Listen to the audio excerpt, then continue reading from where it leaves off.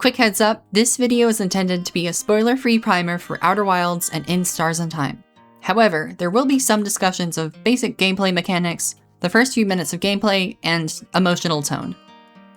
Heyo, I'm Arinam. So recently, while recovering from neck surgery, I finally got around to playing Outer Wilds after it had been sitting in my Steam library for God knows how long. It's something that I just kept seeing on my feeds, only always with the added comment of, it's so good, but play it without spoilers. Since I like to play games blind anyway, and since it's apparently really important for this one, I avoided practically anything and everything about it. And so because of that, I think it stayed on my to-play list for way longer than I meant it to. But eventually, I finally did play Outer Wilds, and I can confirm that it is really good. Definitely deserves its praise and accolades in my opinion. My experience specifically though, was shaped by the game I played right before it. It's another game that had been sitting in my library for a while, a game that I'd heard also is really good, and is a game that's also about time loops. The game I'm referring to is, you guessed it, In Stars and Time.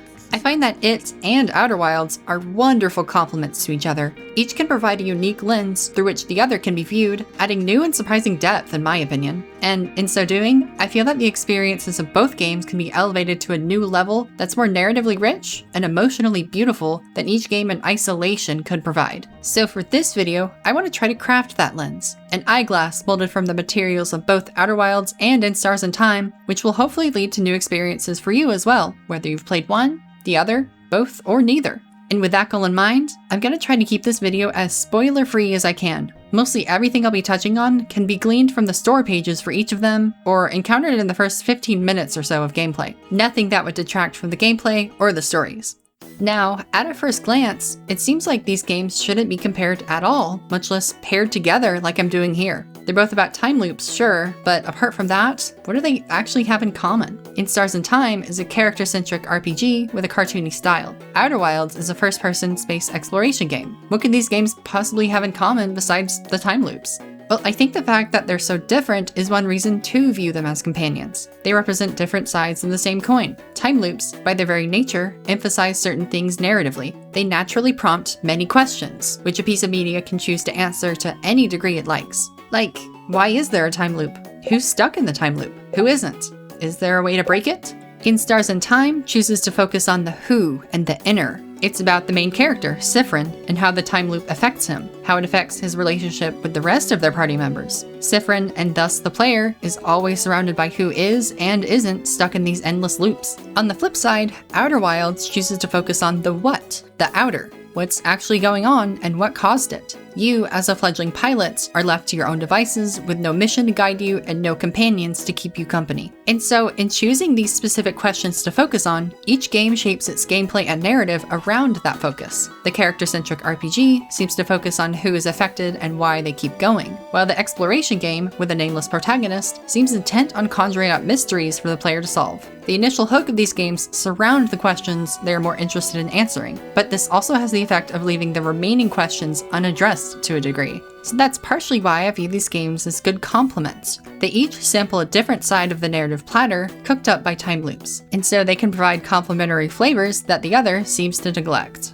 Emphasis on seems in that sentence though. I've admittedly been very careful with my wording so far. While it is true that these two games, at the surface, choose different questions to propose and promise to answer, that doesn't mean the remaining questions can't be felt. So the real reason I think these games should be paired together, viewed as companion games, is because of the feelings that each can provide for the other. Channeling a complementary game's feeling into the other can allow a new way of being present in these unique worlds. It allows certain experiences to be viewed in a new light, or for completely new ones to form. In fact, let's give these complementary feelings their own names. The feeling of curiosity, sparked by new and unsolved mysteries that only you can solve by exploring a new, unknown world. The feeling of the wilds. And the feeling of emotion, evoked from the point of view of being stuck in a time loop and how it affects you and those around you. The feeling of the stars. The wilds can be found from the very first moment waking up on Timber Hearth. This planet, your homeworld for this game, is presented to you with very little direction, and so you're left to wander, to look up at the trees swaying in the breeze, to look around at the charmingly slapdash buildings and wooden infrastructure, and eventually encounter the mechanics of the game, variable gravity, the signal scope, and piloting your spaceship. It's disorienting, but in exploring these strange new mechanics, you find your own orientation, your own center of gravity, if you will. The cycle of braving the strange, alien wilderness and being rewarded with an expanded breadth to your universe of familiarity. The Wilds is that feeling. Likewise, the stars are ubiquitous throughout the first few scenes of In Stars and Time. Waking up in a field of grass, Siffrin seeks out the 4 other members of their adventuring party, and in the process, you're left to speak with the townsfolk of Dormont as much or as little as you'd like. It's a mini quest of sorts, where the goal is to learn who you, as Siffrin, have surrounded yourself with. Learn who your community is in this town and this country, and who you and your party members are trying to save. And, most importantly, feel the relationships that Siffrin had gained through adventuring with them. And thus, as the player, you begin to feel the stars that will make up the constellations of your relationships with these characters. Relationships that are the constants, the comforts, and the hopes that persist throughout the time loops. That is the feeling of the stars.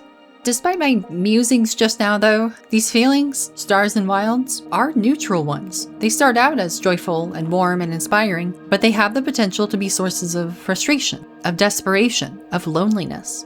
The Wilds entice with promises of mystery and discovery, but what if you become lost within them, unable to find your way forward? The stars entrance with promises of comfort and stability, but what if the stars never change and the relationships stagnate? This is all pretty hard to say in abstract since we're avoiding spoilers here, so instead, let me tell you a story. You wake up.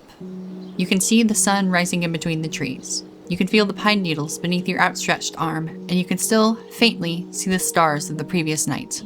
You sit up and see a campfire is already lit. 2 of your friends are chatting while another is still asleep. One wishes you good morning, and you return their greeting. They ask if you're excited for the day. You say yes, recalling that you and your friends are spending today exploring the wilderness that surrounds your camp, by yourselves. You all agree to return here at sunset, looking forward to sharing stories from the day under the stars. After everyone disperses, you begin wandering, taking one path to its end, backtracking, and taking another. As you weave through the trees, you find a stream, a cliff face, an open field. At one point, you pass by one of your friends and say hello.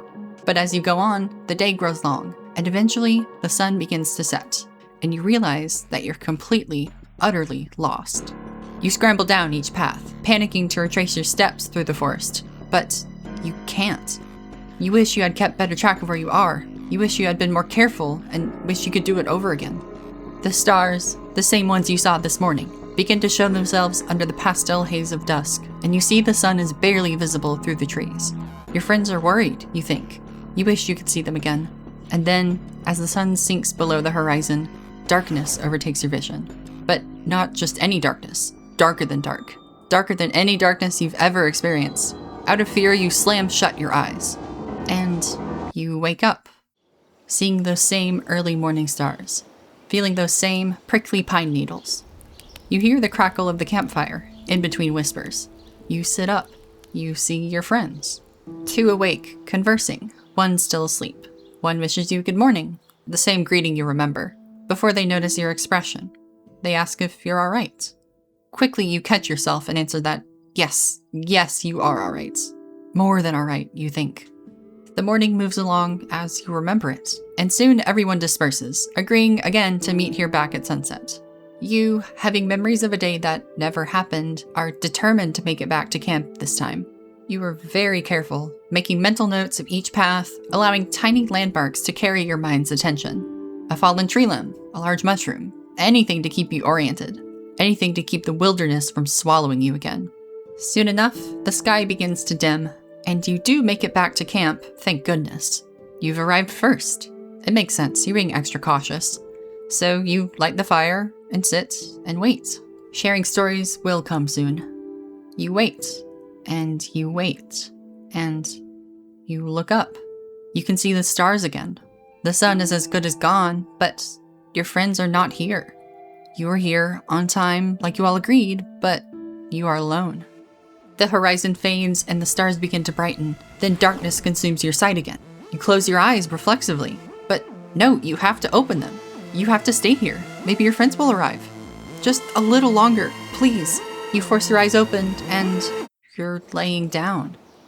Same faint stars, same morning mist, same pine needles, same crackles and whispers, and the same greeting.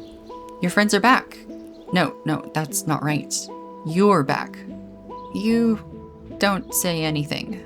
They ask if you're alright again, in that same gentle tone, that same worried expression. You fake it. Yes, you're alright. Why wouldn't you be? You're excited for the day, right? Excited to explore these woods, see the stream, the cliff face, the field? Excited to share your adventures and discoveries? Of course, that won't come. They don't suspect anything, and so the morning proceeds like normal. The stars disappear. Meet back here at sunset.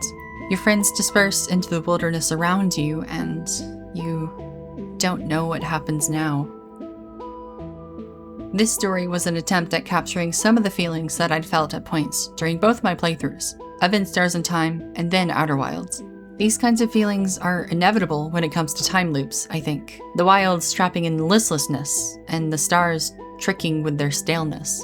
A perpetuating cycle of boredom, of frustration, of disappointment, and then of boredom again, over and over. And all of this comes naturally when a story is pushed to accept and embrace this cycle by its very vessel of storytelling. Time loops are nuanced narrative tools, and so their evoked emotions, Stars and Wilds, can be curses just as much as they can be blessings. They can trap its main characters, me or you or anyone else, in endless loops of optimism and opportunity, or of loneliness and despair. But I think, at least for me, the unique lenses crafted by these games can be tools through which that despair can be softened. In being enraptured by the stars, it's easy to wallow in the colors slowly fading away, in the defined, three-dimensional characters being crushed into flat caricatures of who they once seemed to be. But the wilds, it reminds me that this shallowness is just an illusion. The staleness of the stars, its patterns ever repeating and never changing, is just the outskirts of a wilderness whose vast forests and rivers and mountains show themselves in time. No, not in time. They reveal themselves by staying curious and staying determined to find them, in spite of time. And while this curiosity was enough motivation for me at first to explore and discover, it does falter. I found myself repeating the same paths, weaving through the same trees, over and over, the wilds trapping me in that nasty cycle. But when I found myself there, stuck in that dull stupor, I would look to the stars. I would remember who I'm doing this for, remember why I'm doing this. I'd step back, take a deep breath, and watch the same familiar comets rolling by the same familiar glittering constellations. Because even if the stars are the same now, in this time, they will one day move freely again. I think it's easy to feel alone while stuck in a time loop. Those around you having no idea what's going on, repeating their lines dozens of times, and only deviating when you yourself also deviate from the script. It feels like the world around you is stuck, the stars frozen, the wilds shallow. But I also think that this feeling doesn't have to be so overwhelming, even if it seems that way. We just have to remember that these stories, individually stuck in their own time loops, do have a way out, an ending. We just have to remember the types of questions that these stories ask. Remember how other stories felt when being present in them, and remember how it feels to keep going through them and triumph over them. So even if we feel stuck, we feel alone, trapped in the cycle, we just have to remember that there is a way out. The darkness of despair will not last, and there will always be a way forward. A trail to follow, a sunset to reach, a starlit night sharing stories of our adventures. Experienced apart, one day brought together. We can know this for certain, I think, because the stars are ever bright and ever shining, and because the wilds are ever present and go ever deeper.